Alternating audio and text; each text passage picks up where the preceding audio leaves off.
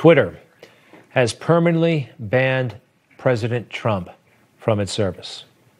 The President of the United States. His account has been suspended, and we're told permanently. He'll never be back on Twitter. You know, they said he tweeted things that people didn't like. They accused him of tweeting dangerous stuff. I don't think that's true. But this, ladies and gentlemen, is dangerous. Cutting him off from social media. Cutting anyone off from social media for things that they said. This is a very, very troubling development. I want to bring in, fortunately, I've got some seasoned experts who have been they know history very, very well.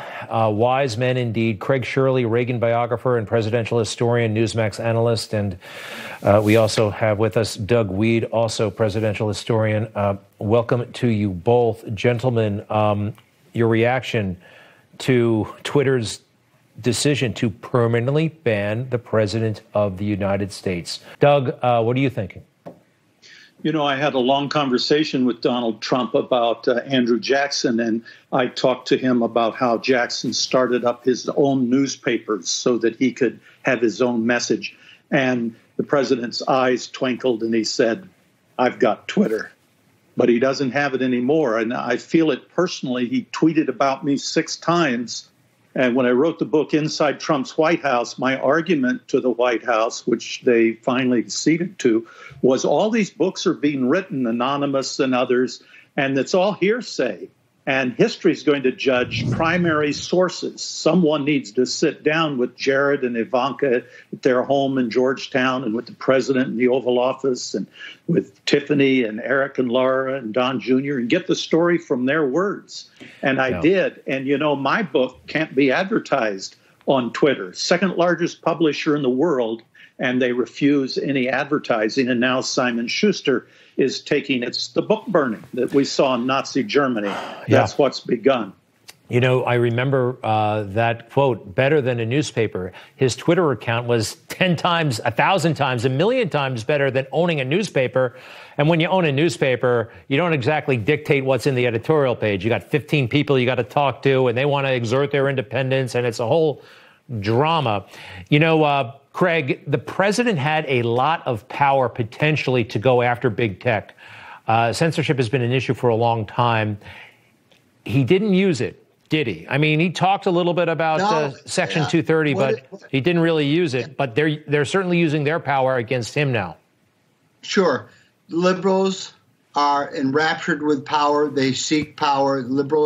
Everything about American liberalism is about seeking power. Every motion, every utterance, everything they do is about. And we as conservatives are really the anti-power. We don't feel comfortable with power. We believe in federalism, so we believe in taking national power and sending it back to the states and localities. We've never been comfortable with power, whereas they are very comfortable with power.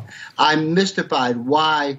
I wasn't an economics major in college, but I studied a lot of economics, and why we didn't go after Facebook and Twitter under antitrust. They're clearly monopolies and clearly in violation of antitrust laws, the same laws that were violated by Standard Oil, by Alcoa Aluminum after World War II, is that all these companies were broken up by the federal government because they posed dangerous monopolies to the populace. And why the government never went after Facebook and Parler, or Facebook and Twitter, based on Sherman antitrust, is mystifying to me. I don't know if I, in good conscience, can remain on the platform of Twitter.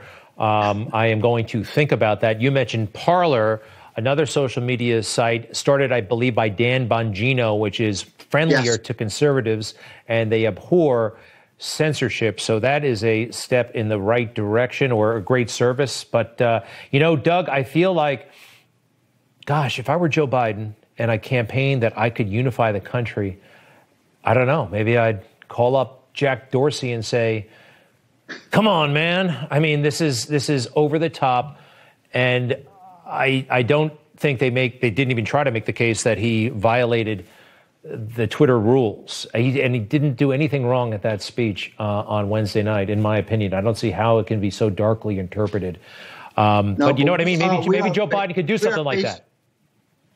Yeah, he can. I think Trump can hold his head up high. He didn't say or do anything wrong. It's how the media twisted it and used it. What stuns me, Greg, is Biden won, but he sounds like he lost. He's still attacking Trump. The election's over, and he can't let go. He's like a dog with a bone.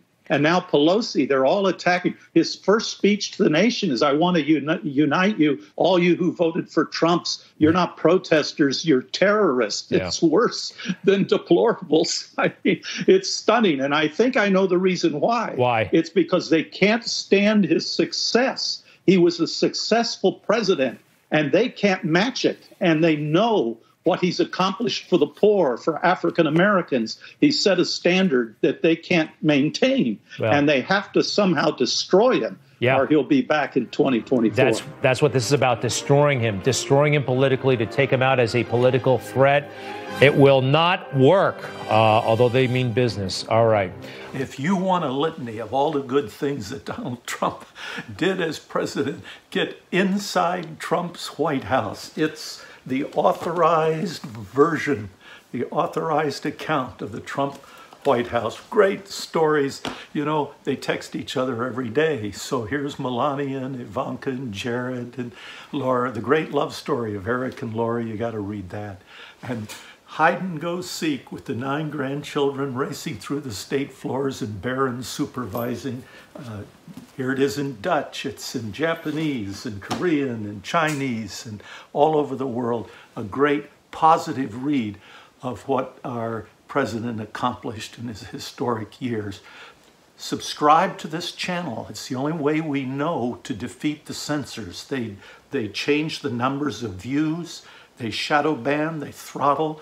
The only way we've been able to try to get videos directly to our people is if they subscribe to the channel and hit the little bell. We're trying to survive this era of censorship, the new Soviet era of the United States.